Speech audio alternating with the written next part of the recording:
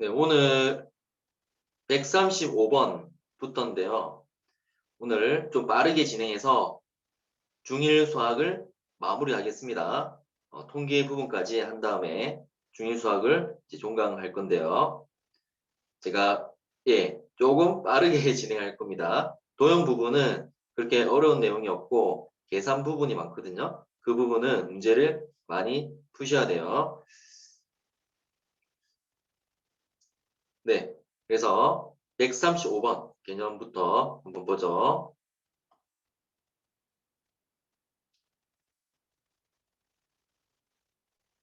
네, 회전체거든요. 그래서 회전체는 이제 대표적으로 원뿔, 원기둥, 그리고 원뿔대 구가 있어요. 뭐 입체 도형을 제가 따로 안 보여드려도 많이 보셨으니까 그냥 요 그림으로 대체하겠습니다. 예제는 꼼꼼히 풀 거고요. 회전체는 직선을 축을 해서 지금 요게 직선이거든요. 요 직선을 축을 해서 이게 축이에요, 축. 축을 해서 1회전 시킬 때 회전시키는 거예요. 회전시킬 때 생기는 입체 도형을 얘기하는 거예요. 그러면 이제 이게 회전시킬 때 어떤 도형을 회전시키냐에 따라서 나오는데 지금 이 도형은 바로 원뿔이거든요. 원뿔이라고 합니다. 원뿔이라 하고요. 이 도형은 옆에 이 직각삼각형 있죠. 직각삼각형을 1회전 돌리면 원뿔 모양이 나와요. 맞죠? 원뿔 모양이 나요. 이렇게 돌렸을 때. 어,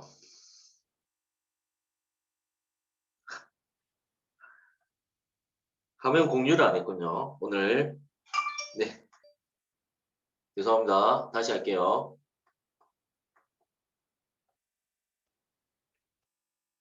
네, 다시 하겠습니다. 원뿔. 자, 회전체는 직선을 축을 해서 요걸 축을 해서 평면 도형을 1회전 시킬 때 생기는 입체 도형이에요.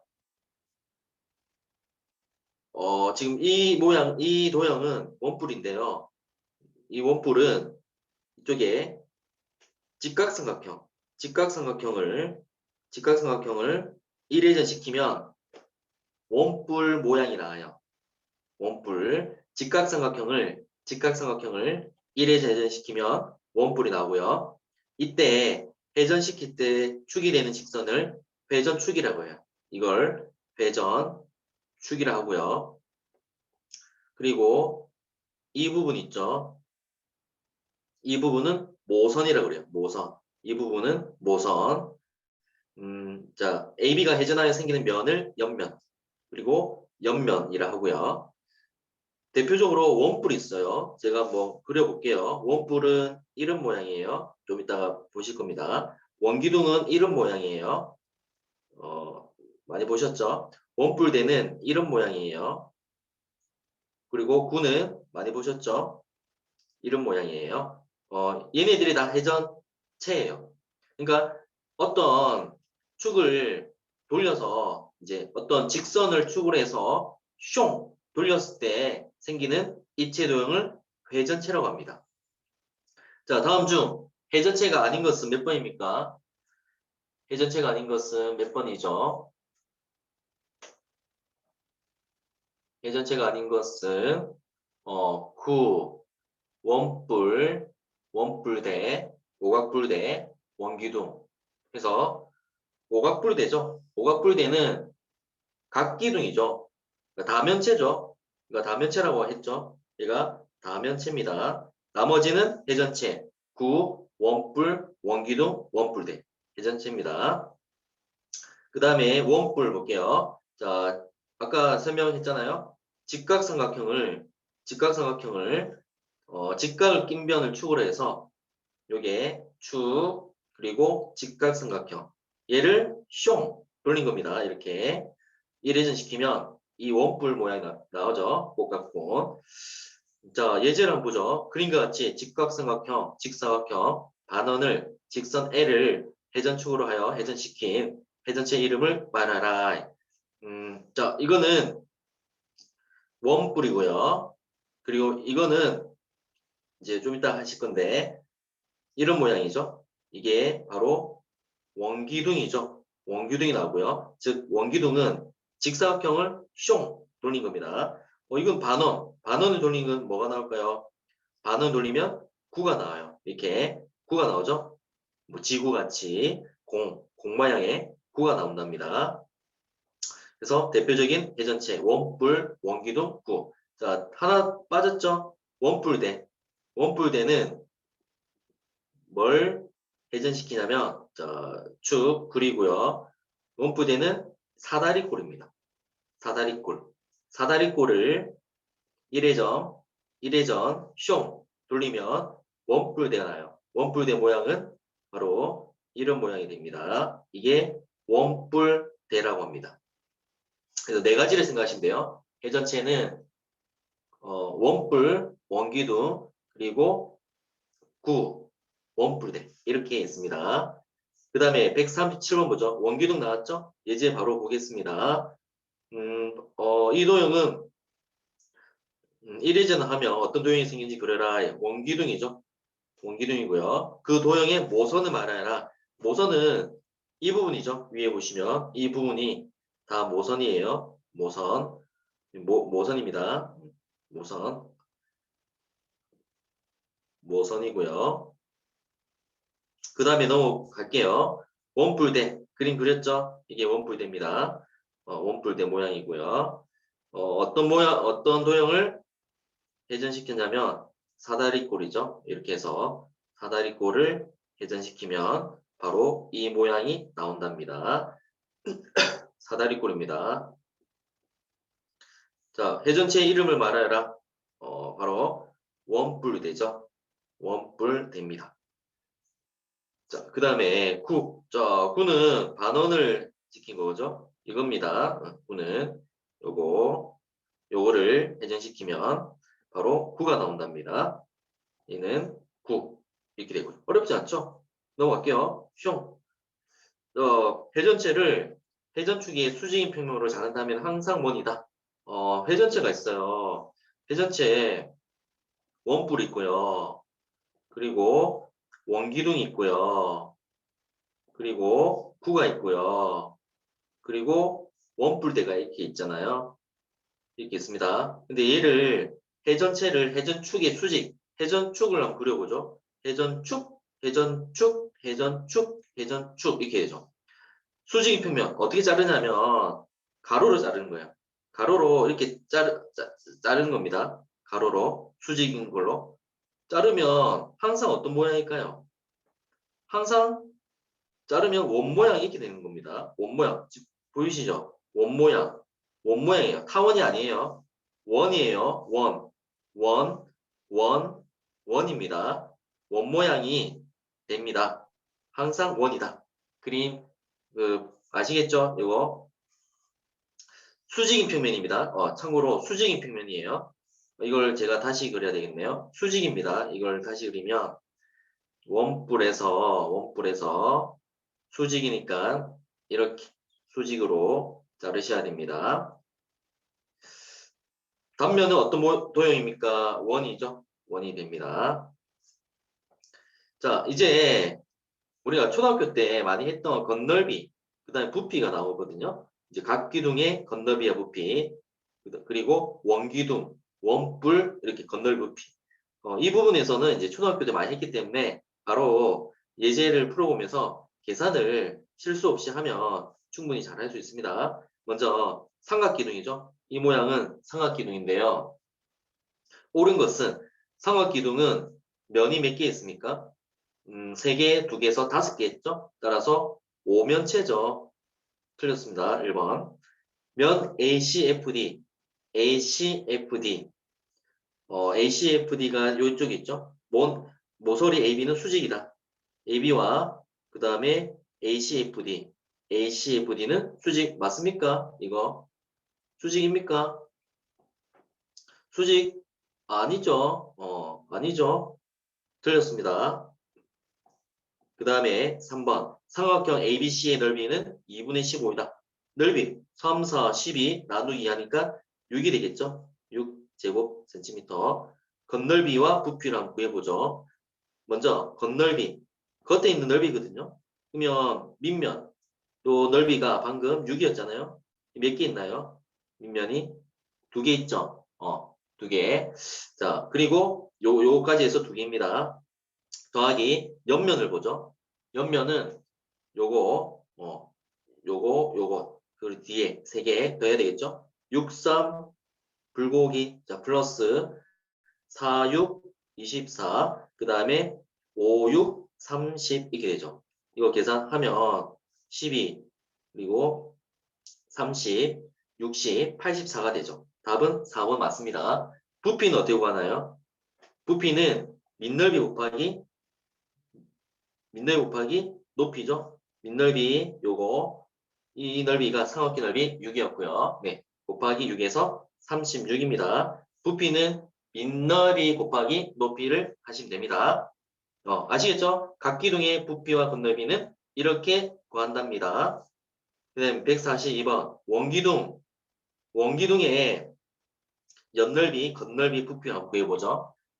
먼저 옆넓이, 옆넓이는 전개도를 그려야 됩니다. 전개도 그리면 이렇게 옆면이 직사각형입니다. 그리고 위아래 밑면이 있는 형태고요. 옆넓이는 바로 이 부분이에요. 그러면 여기서 얘는 8cm고요. 이 길이는 어떻게 될까요? 이 길이는 원의 둘레와 같겠죠. 맞나요? 원의 둘레가 같기 때문에 이 길이가 원주입니다. 원주, 원의 둘레예요.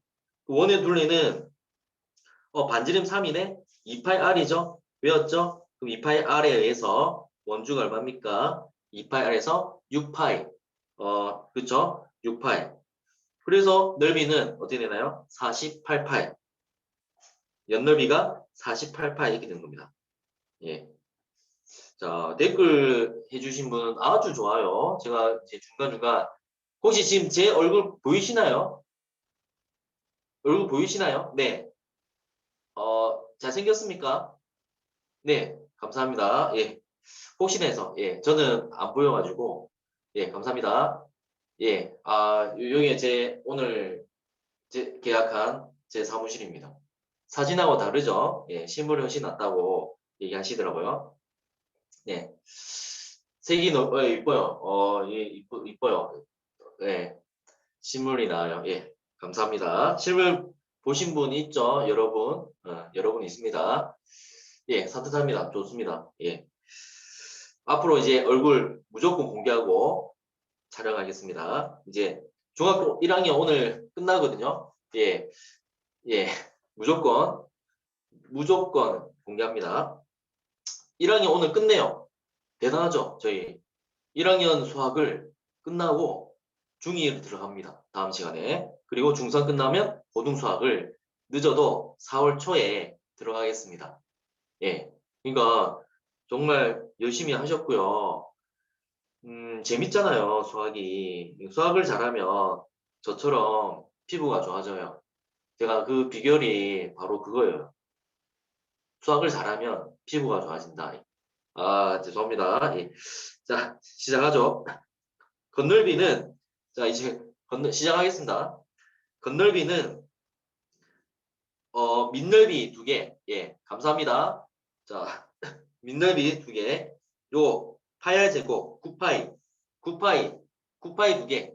9파이 2개죠. 네, 9파이 2개. 그러면 9파이 곱하기 2개 더하기 옆넓이 1개에 겉넓이죠. 따라서 18 더하기 48파이. 그러면 66파이. 자, 파이를 생략하면 안 됩니다. 조심해야 돼요. 파이는 단위가 아니에요. 그 다음 부피. 부피도 마찬가지 밑넓이 곱하기 높이를 한답니다. 밑넓이 곱하기 높이. 그러니까 이제 기둥의 부피는 밑넓이 곱하기 높이 이렇게 하면 돼요. 자, 부피를 한번 구해보죠. 밑넓이는 파이 r 제곱 9파입니다. 9파이 곱하기 높이는 8. 따라서 72파이가 돼요. 부피는 72파이 이렇게 됩니다. 정리를 하면 각기둥이든 원기둥이든 부피는 밑넓이 곱하기 높이를 하면 되고요. 겉넓이는 겉에 있는 넓이를 다 더하면 돼요. 간단하죠? 겉넓이. 근데 실수를 많이 하거든요. 계산 실수. 그래서 그 부분만 조심하시면 돼요. 자, 이제 뿔의 겉넓이의 부피를 보죠. 뿔의 이제 그 부피인데요. 뿔은 자 이걸 기억하셔야 돼요. 3분의 1을 곱한답니다.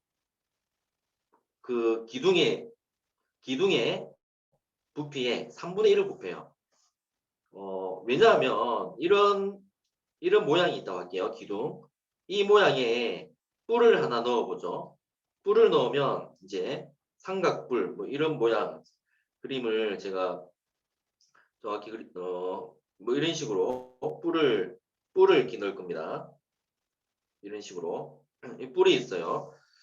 그러면 이 뿔이 기둥의 부피가 3분의 1이에요. 3분의 1. 3분의 1이 된답니다. 뭐 다른 뭐 실험이나 어떤 이제 뭐 도구를 이용해서 3분의 1을 직관적으로 이해하시면 돼요. 그냥 3분의 1을 곱해준다. 이렇게 기억하시고요. 한번 구해보죠. 밑넓이 곱하기 높이. 밑넓이 3, 4, 12 나누기 하니까 6 곱하기 높이 5. 자, 3분의 1 반드시 조심해야 돼요. 뿔은 3분의 1을 곱해준다. 그래서 얘는 약분해서 10이 되죠. 그리고 얘도 밑넓이 1이죠. 파야 제곱 9파이 곱하기 높이. 자, 3분의 1 조심하셔야 됩니다. 따라서 얘는 18파이 이렇게 된 거예요. 조심해야 돼요. 뿔은 얼마를 곱해준다? 3분의 1을 곱해준다. 자, 그 다음에 144번. 건널비는, 뿔의 건널비는 좀 어려운데요. 전개도를 그려야 돼요. 자, 이 겨장도를 전개도, 원뿔의 전개도는 이렇게 된답니다. 이렇게 돼요. 펼쳤습니다. 그러면 우리가 지금 건널비를 구해야 되잖아요. 건널비는 여기 원을 내면 간단하죠. 반지름이 얼마냐면 3이에요. 따라서 요 넓이는 파야 제곱 9파이. 9파이가 많이 나오네요. 반지름 3이라서. 그 다음에 옆면 넓이는 어떻게 할까요? 지금 여기가 9거든요. 이 넓이를 구해야 돼요, 지금. 그러면 지난 시간에 이게 무슨 모양이에요, 지금? 이 모양은 무슨 모양입니까? 어, 자, 이 모양 무슨 모양입니까? 부채꼴이죠. 부채꼴 넓이 공식 기억나십니까? 두 개 있었죠? 부채꼴 S는 2분의 1, 2분의 1이 아니라 중심각이 주어졌을 때 파이 r 제곱 곱하기 360도분의 중심각 X 또는 호의 길이가 주어졌을 때는 2분의 1 RL 이렇게 있잖아요. 근데 지금 각이 없어요. 각이 없어요. 각이 없어. 그러면 호의 길이를 구해야 되겠죠? 호의 길이 알 수 있죠? 요 호의 길이는 바로 원주죠. 요 원주입니다.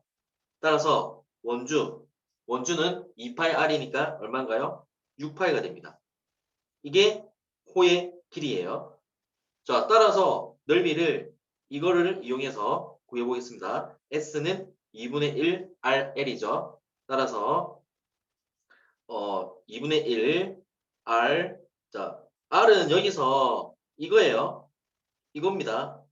9 그리고 6파이 하면 39, 27파이가 됩니다. 옆면은 27파이. 건널비는 옆면 27파이 더하기 그리고 밑면 9파이 해서 36파이가 된답니다. 잘 하셨습니다. 만약에 이제 각을 알 수 있다면 얘는 파이 r 제곱 곱하기 360분의 x를 이용해서 하시면 됩니다. 자, 그다음 구의 부피. 구의 부피 건널비인데요. 지금은 이거 이제 암기하시는 게 중요해요. 물론 이제 왜 그러한지는 정확하게는 고등학교 때 알 수 있거든요. 접근하면서. 근데 지금은 그냥 직관적으로 구의 건널비, 부피를 이제 다루거든요. 이 영상이 또 따로 있긴 한데 오늘은 시간 관계상 제가 뭐 구체적으로 설명을 안 하고요. 그 유튜브 이런 데 보면 다양하게 소개되어 있거든요. 구의 부피와 건널비. 그래서 한번 검색해서 보세요. 직관적으로. 저는 그냥 공식을 외울게요. 3분의 4 파이 r 세제곱 그리고 구의 건널비 4 파이 r 제곱. 와, 저 컨셉 이해하라고 했더니 공식만 암기하라고 한다. 이렇게 욕하지 마시고요. 어쩔 수 없이 시간 관계상 지금은 공식을 암기하겠습니다. 예, 3분의 4 파이 r 세제곱. 구의 부피는 3분의 4 파이 r 세제곱. 그리고 구의 건너비는 4 파이 r 제곱. 이게 무슨 말이냐면 구의 건너비예요. 구의 건널비가 이 구의 이제 겉에 있는 넓이가 파이 r 제곱의 원의 넓이죠. 원의 넓이, 즉 원이 몇 개 있다? 4개 있다. 이렇게 생각하시면 돼요. 이 면적이 건널비가. 이렇게 생각하시면 되고요. 부피는 특히 3분의 4 파이 r 세제곱 이렇게 되거든요. 이도 암기를 하겠습니다. 3분의 4 파이 r 세제곱 이렇게 된답니다. 문제를 한번 풀어보죠. 그러니까 2학년, 3학년 돼서 구의 부피, 건널비 까먹는 친구들이 많거든요. 그래서 반드시 부피는 세제곱, 3분의 4 파이 r 세제곱 이렇게 기억하시고요. 세제곱, 부피. 그리고 구의 건너비는 4파이 제곱. 외우세요. 4파이 r 제곱. 반지름 길이가 4cm인 구의 부피와 건너비를 구하라. 반지름이 4cm, 구의 부피. 그럼 구해보죠. 3분의 4 파이 r 세제곱. 자, r은 4의 세제곱. 64 이렇게 되죠. 따라서 자, 부피입니다. 구의 부피. 그러면 이게 약분이 안 되니까 3분의 4, 4, 16, 4, 6, 24 이렇게 되죠. 그 다음에 건널비를 구하면 4파이 제곱, 4파이 제곱 해서 4파이 곱하기 16, 64파이 이렇게 됩니다. 자, 다시 한번 구의 건널비는 4파이 r 제곱, 부피는 3분의 4 파이 r 세제곱 외우세요. 자, 이제 입체도형 마지막 개념입니다.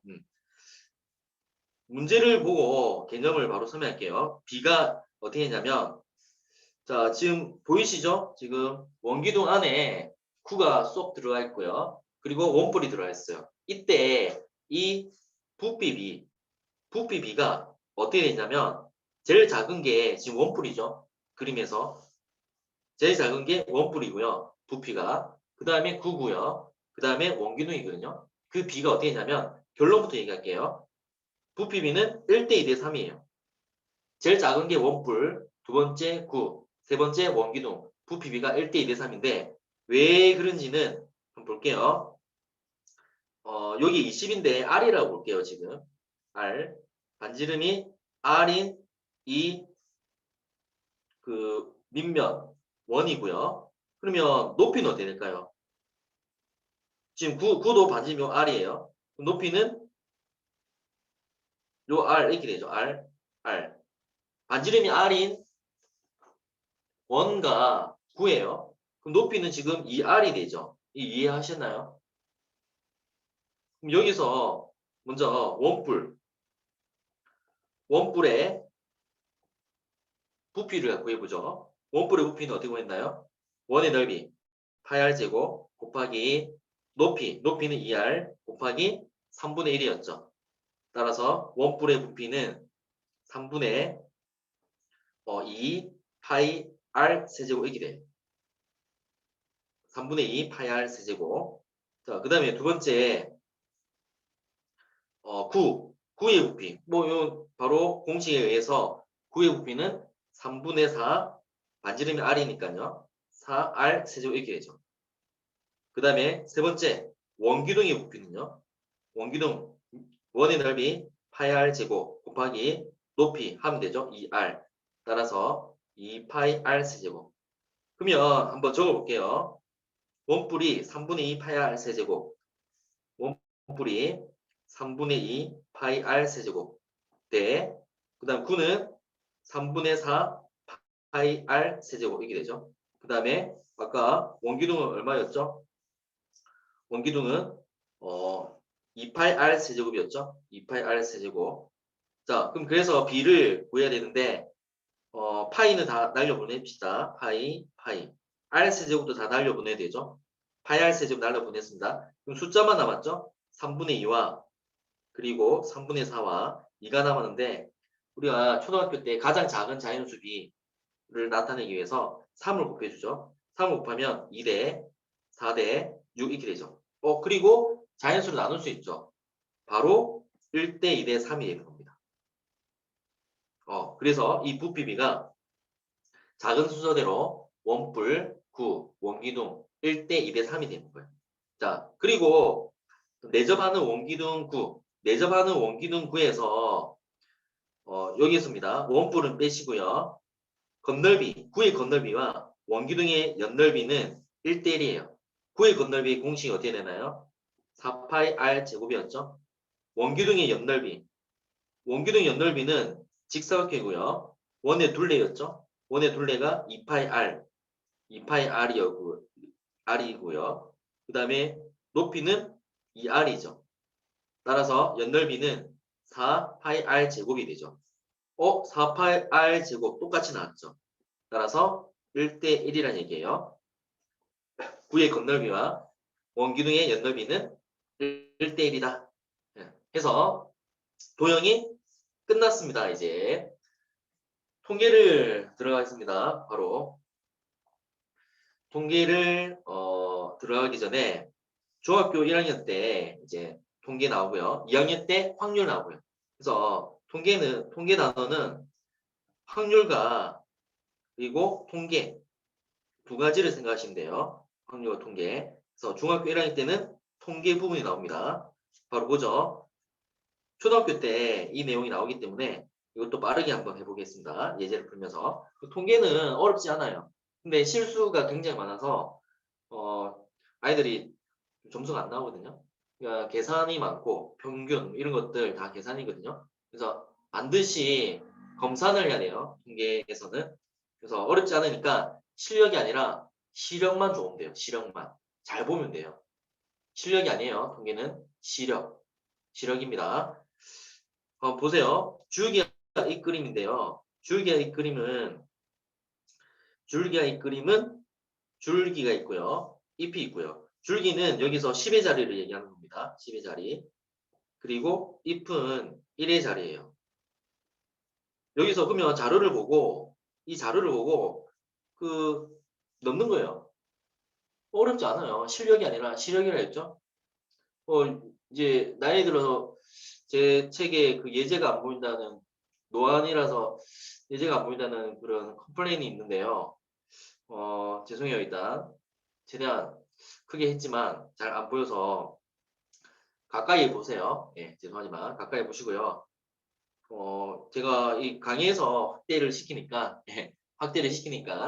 이때 좀 적어주세요. 예. 죄송해요. 일단 요거 보이시죠? 예, 요거 한번 표시해 볼게요. 이거를 네, 예, 그 3, 그러니까 11절에 3인 거를 다 표시해 볼게요. 작은 순서대로. 자, 보이는 척 하세요. 예, 3, 3이 있고요. 자, 삭제할게요. 자, 이게 잘 봐야 돼요. 3이 또 3, 4 있죠. 3, 4 삭제. 그러면 4 이렇게 표시해줘요. 그리고 3, 6 표시해주고요. 3 다 날라갔나요? 다 날라갔죠? 그 다음에 10의 자리 4인 걸 볼게요. 41, 작은 순서대로 41 나오고요. 40도 있네요. 40, 41. 그 다음에 45가 있고요. 45, 47이 있고요. 자, 그러면 40 다 날라갔고요. 5, 1이 있고요. 1이 있고요. 53, 54, 53, 54. 그리고 58, 59, 8, 9 이렇게 표시하면 됩니다. 그리고 6 60, 60, 65, 65. 자, 이렇게 됐죠? 그러면 다 표시를 했단 말이에요. 이게 이렇게 표현한 방법을 줄기와 잎 그림이라고 그래요. 어렵지 않죠? 표시하면 됩니다. 이 줄기와 잎 그림을 통해서 어떤 특징이냐면 어떤 줄기가 많은 그 자료가 있는지, 왜 이 자료를 중3 때 별량이라고 하거든요. 별량. 별량이라고 그래요. 그러니까 분포를 좀 알 수 있는 거죠. 그 적어줄 때 저는 이렇게 빠르게 적었는데 이렇게 순서대로 맞춰서 적어주세요. 이렇게 순서대로. 그래야지 어떤 줄기에서 잎이 많은지 쉽게 알 수 있잖아요. 그 다음 넘어갈게요. 계급. 이제 도수 분포표를 배우기 위해서 용어가 나오는데요. 계급이 있고요. 계급 값이 있고요. 계급 크기가 있고요. 도수가 있고요. 이것을 예제를 통해서 바로 볼게요. 어렵지 않습니다. 이렇게 성적을 점수별로 나눴어요. 70점에서 80점, 80점에서 90점. 그래서 이 부분이 이상이에요, 이상. 그리고 이 부분은 이하라고 생각하시면 돼요. 이상, 이하, 이상, 이상, 미만이라 해야 되겠죠? 죄송합니다. 이상, 미만, 이렇게 되겠죠?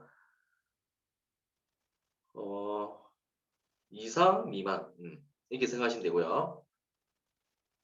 그러면 계급은 뭐냐면 이 각각을 계급이라고 해요. 계급. 우리 계급 사회.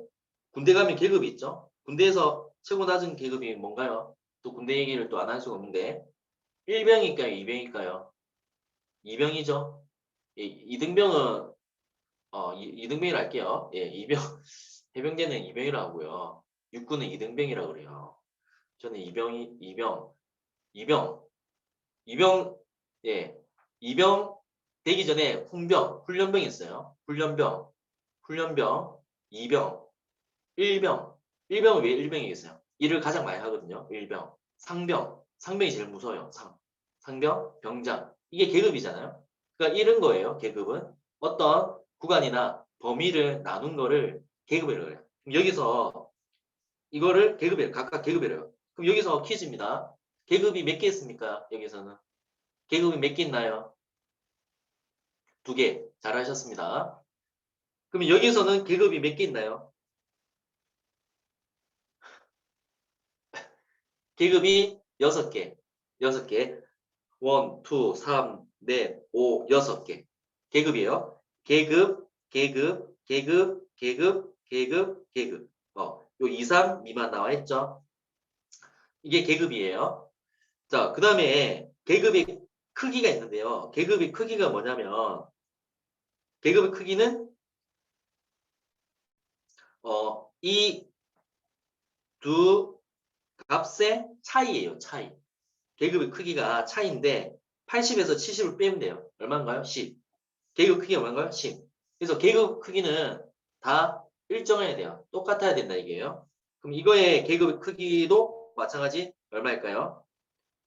10이 되는 거예요. 예, 10이 되는 거예요. 이게 계급의 크기고요. 그 다음에 계급값. 계급값은 뭐냐면 이 계급을 대표할 수 있는 값인데 70 이상 80 미만을 대표할 수 있는 값은 가운데 있는 값이잖아요. 그래서 가운데 있는 값이 계급값이에요.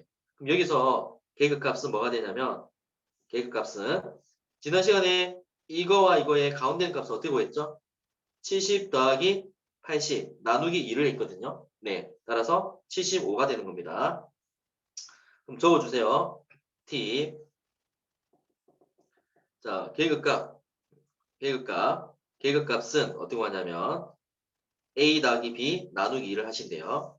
A 이상, B 미만. 이때 두 개 더해서 나누기 2를 하면 가운데 있는 값이 나오거든요.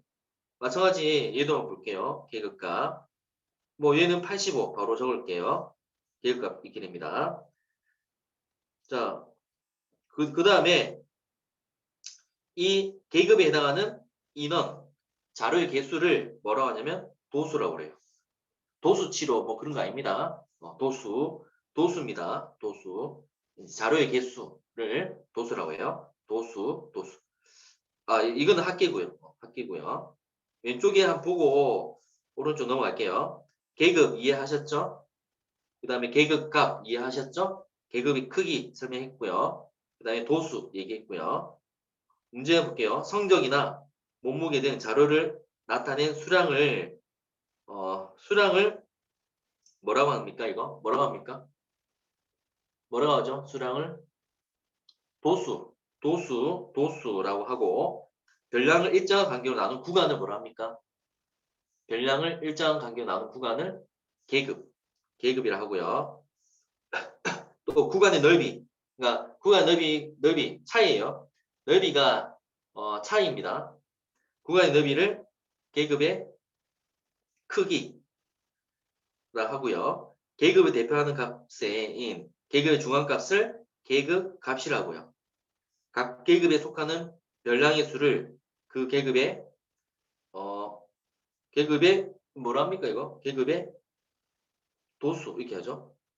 성적이나 몸무게 등 자료에 나타내는 수량을 맨 앞에 도수입니까? 뭔가 좀 잘못됐나요? 성적이나 몸무게 등 자료를 나타낸 수량을 도수, 자료에 나타낸 수량, 도수라고 생각하세요. 도수. 마지막도 도수네요. 그 계급의 도수. 그러니까 처음에 이 도수는 전체를 나타낸 도수고요. 그 다음에 마지막에 이 도수는 그 계급에 속하는 각각의 도수를 얘기하는 겁니다. 그 다음 문제 한번 보죠. 오른쪽 표. 자, 따라서 왼쪽에는 계급, 오른쪽에는 그 계급에 해당하는 도수를 나타낸 표를 무슨 표라고 하냐면 도수 분포표라고 해요. 이 표를 도수 분포표라고 합니다. 도수 분포표. 볼게요. 오른쪽 표를 무엇이라 합니까? 도수 분포표. 도수 분포표. 계급 크기 얼마입니까? 계급 크기는 차이, 너비, 차이, 너비, 10 이렇게 되고요. 도수가 12인 계급의 계급값. 도수가 12가 여기 있죠? 여기 해당하는 계급값은 가운데니까 얼마죠? 85 이렇게 되고요. 80점 이상은 전체 몇 퍼센트입니까? 자, 이제 이것도 조심해야 되는데 80점 이상은 전체 80점 이상이니까 12명, 5명이죠. 17명입니다. 그리고 몇 퍼센트입니까? 어떻게 구합니까? 전체 60명 중에서 17명 곱하기 100 이렇게 하는 거죠. 맞나요? 따라서 약분을 하면 2, 3은 6, 50 하고 3분의 5, 7, 85 약 몇 퍼센트입니까? 이렇게 됐죠? 그러면 약 이거 하면 3, 2, 6 그냥 3, 8, 24 3, 3, 9 약 28% 이렇게 하면 되겠죠? 약 28%, 8% 잘하셨습니다. 그 다음에 시간을 잠시 확인할게요.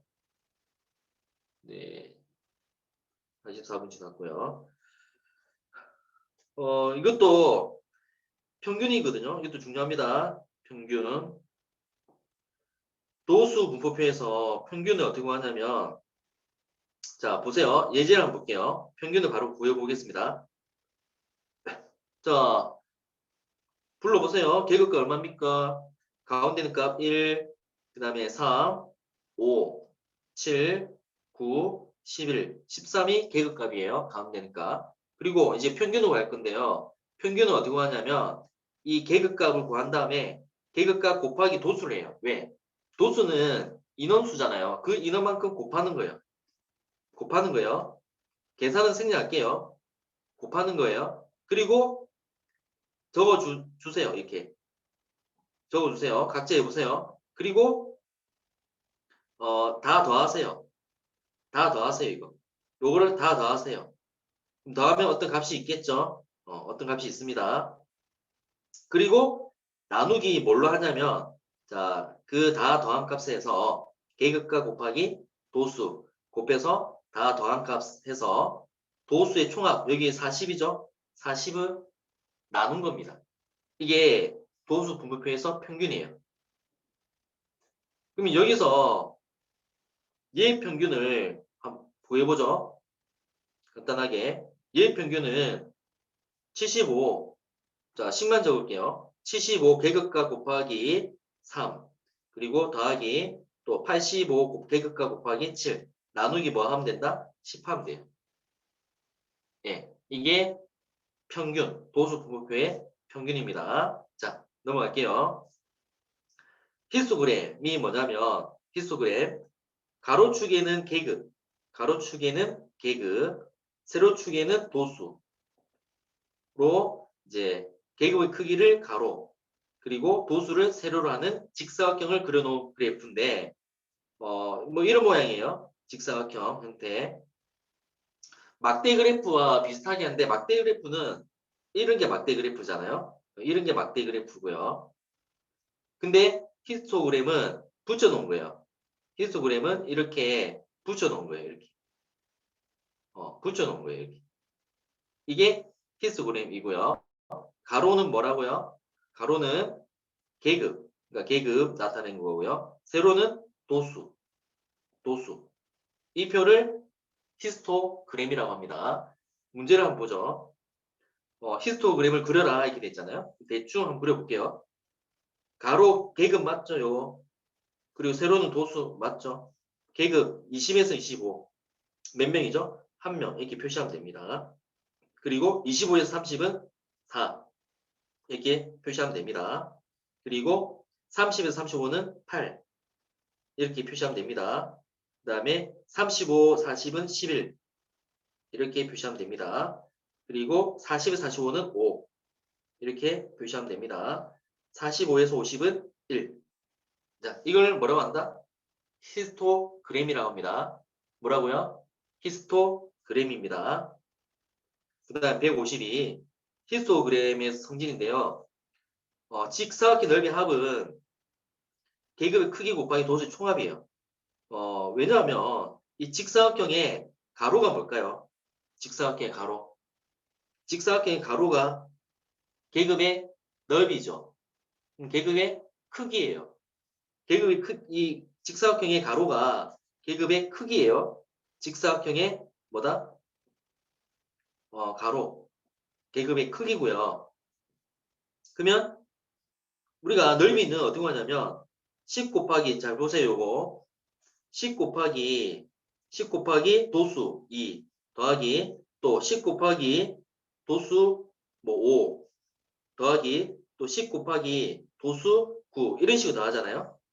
마지막에 또 10 곱하기 뭔가요? 4 이렇게 되죠.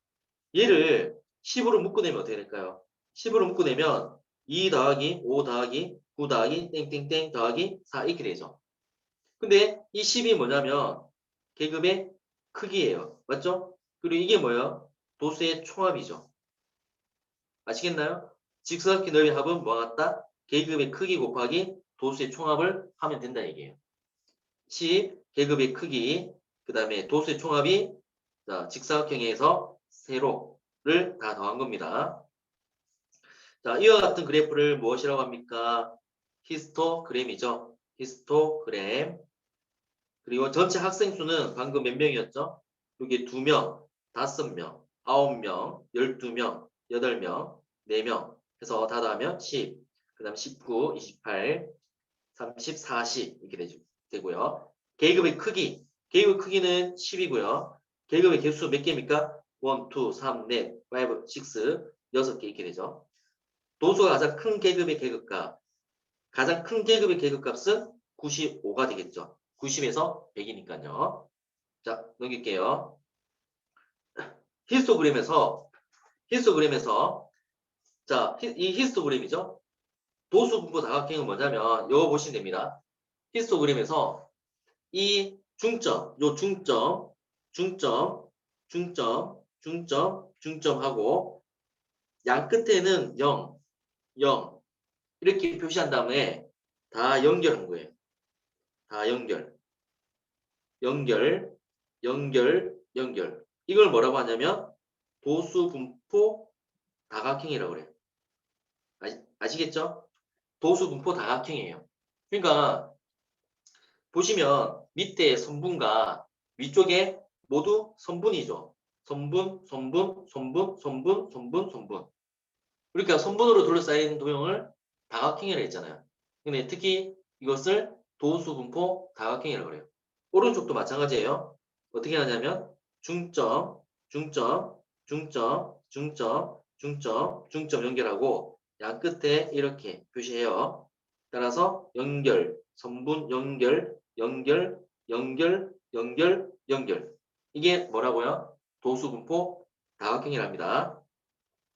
자, 넘어갈게요.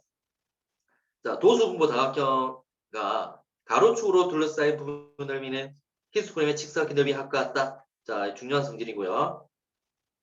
자, 무슨 말이냐면 도수 분포 다각형을 한번 그려볼게요. 자, 이렇게 가운데 점을 찍고 이렇게 연결합니다. 이렇게요. 자, 이렇게 연결하고요. 연결하고요. 그 다음에 연결하고요. 이렇게 됐죠? 자, 지금 방금 어떤 내용이냐면 직사각형 넓이 합이 있죠. 직사각형 넓이 합이 뭐가 같냐면 도수분포 다각형 둘러싸인 이 넓이와 같다는 얘기예요. 자, 어떤 넓이와 같다? 요 넓이야. 그러니까 이 넓이와 같다는 얘기예요. 둘러싸인 부분 넓이. 같다는 얘기예요. 왜 같을까요, 이거? 그러니까 직사각형 넓이 합이 도수분포 다각형을 둘러싸인 부분 넓이 합과 같다는 얘기예요. 왜냐하면 자, 보세요. 다시 지우고요. 요것만 볼게요. 자, 이렇게 연결했을 때 잘 보시면 이 넓이와 지금 보세요. 이 넓이와 이 넓이와 이 넓이와 그 다음에 이 넓이가 어떤 관계일까요? 같죠, 지금? 맞나요? 같습니다. 그래서 이 부분에 지금 이 부분이 여기에 쏙 들어가면 되는 거예요. 쏙 들어가면 되는 거예요. 마찬가지입니다.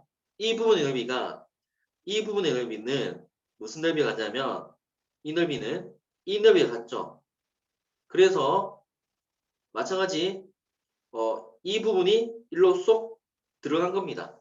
결과적으로 직사각형 넓이 합은 빨간색 선분, 즉 도수분포 다각형 둘러싸인 넓이와 같아지거든요. 그 개념입니다. 도수분포 다각형과 가로축으로 둘러싸인 부분 넓이는 히스토그램의 직사각형의 넓이와 합과 같다. 자, 1번 했고요. 넓이를 구하라. 그래서 넓이를 구하기 위해서 어떤 넓이를 구하면 되냐면 자, 어떤 넓이를 구하면 되죠? 히스토그램의 뭡니까? 직사각형의 넓이를 구하면 되죠.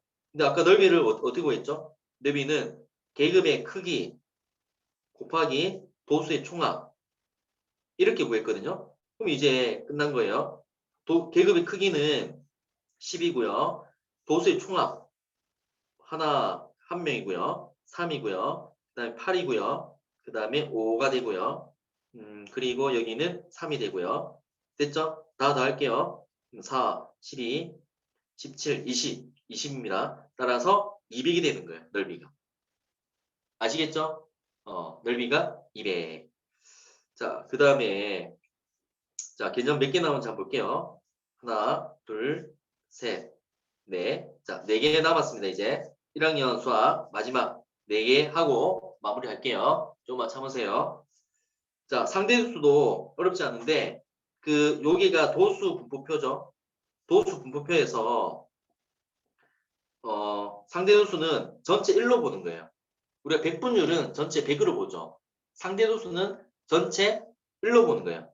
자, T 백분율은 전체가 100이고요. 100입니다.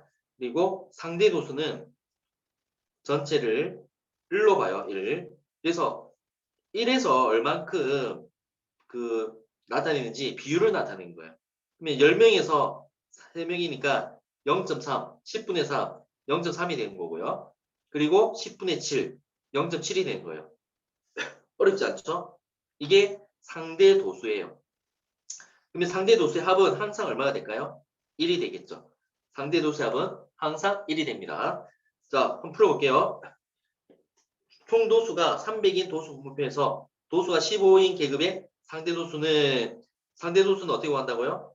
총 도수분의 15 맞죠? 예. 따라서 이거 계산하면 0.05가 되나요? 예. 1번 맞습니다. 예. 잘하셨습니다. 상대도수의 총합은 항상 얼마다? 1이다.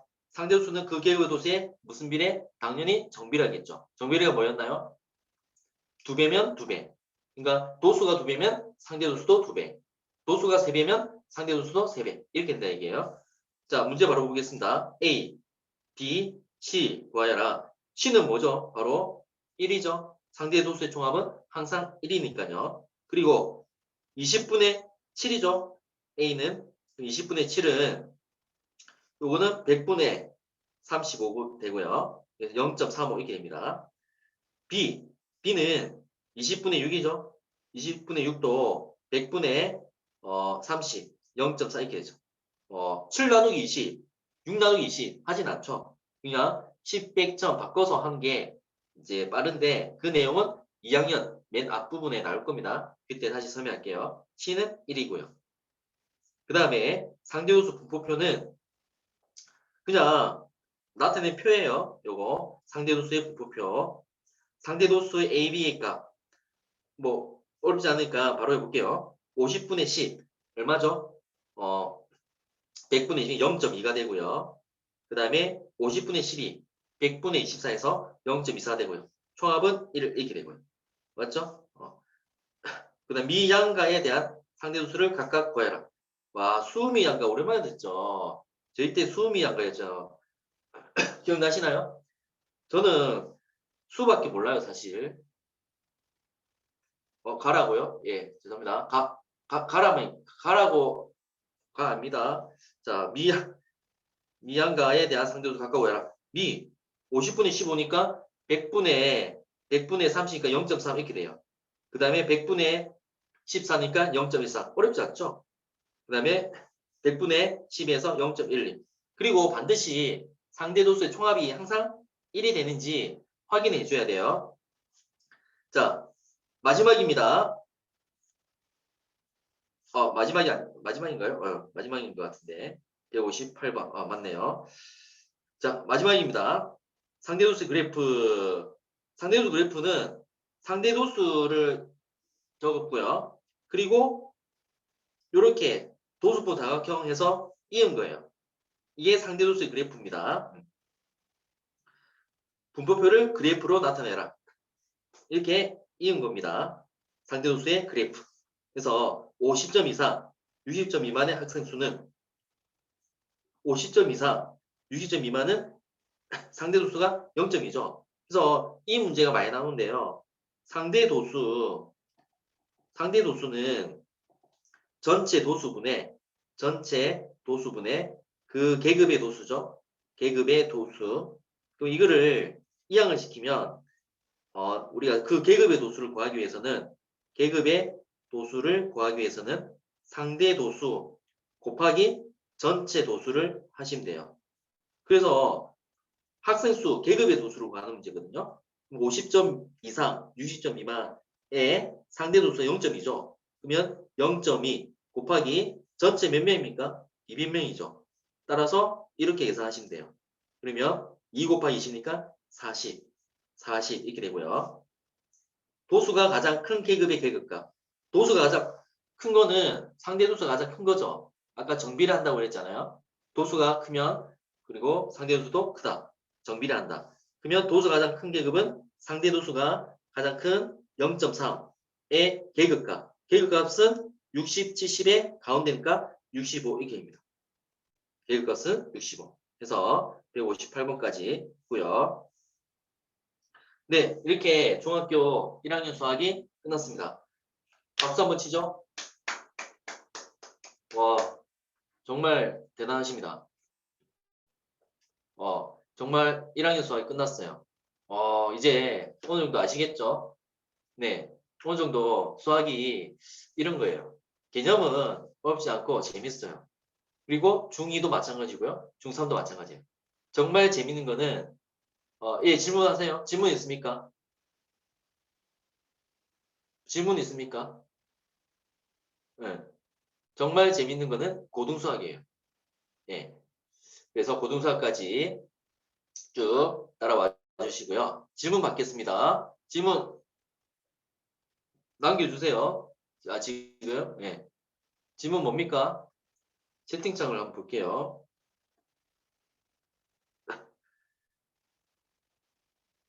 질문이 뭐죠?